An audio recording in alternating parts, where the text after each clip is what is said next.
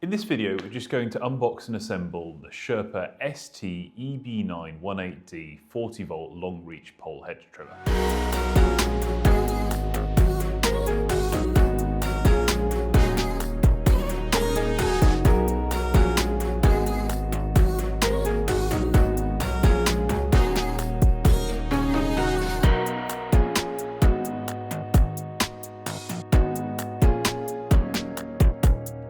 Inside the box, we have the instruction manual, a single shoulder strap to help support the weight of the machine while in use.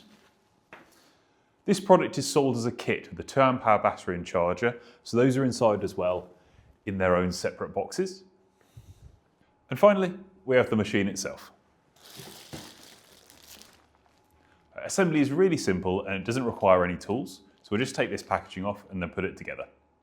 All you need to do is slot the shaft into the cutting head section, push it home, and then use the hand wheel to tighten.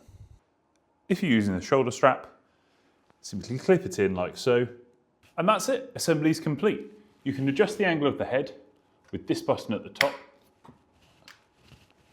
to set it to the desired angle. Then just insert the battery, press the trigger, and you're ready to go.